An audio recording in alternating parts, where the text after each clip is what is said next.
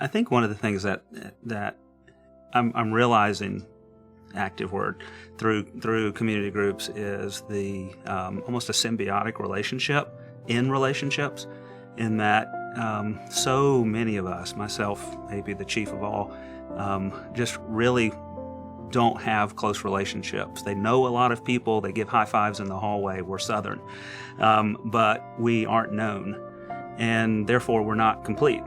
And so community groups has allowed us to have conversations where we're able to tell our stories, we're able to hear other stories, we're able to be heard and still loved, which is a real reflection of Christ's relationship to us. We really love being in a community group, mainly because it's brought us friends and people who are walking through the same things that we're going through.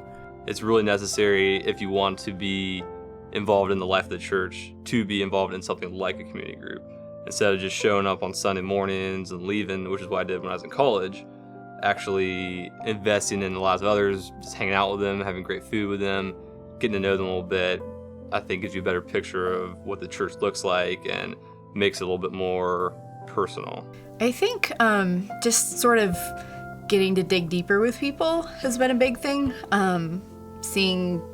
Getting to share in people's joy and their sorrow, just different things that they're going through really connects people on a closer level. To see other people's needs, be able to meet them, to grow in Christ together. You get to see how sinful and broken we all are at every phase of life, every age.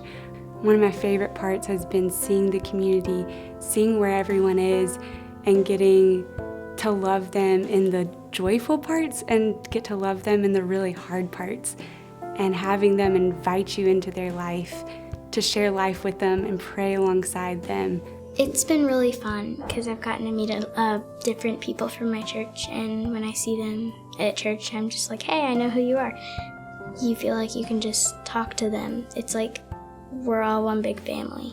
Because our group is so intergenerational, the older people have made an effort to share stories about their life when they were younger, single, married, had kids, and that helps those of us of all ages relate and see how God works.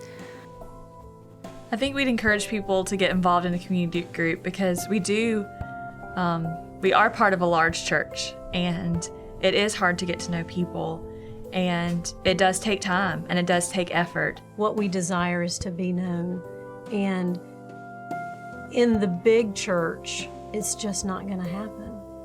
You're going to have to be in a smaller context and see people regularly to open up and share some of those hard struggles, or to share, I'm not sure I believe that.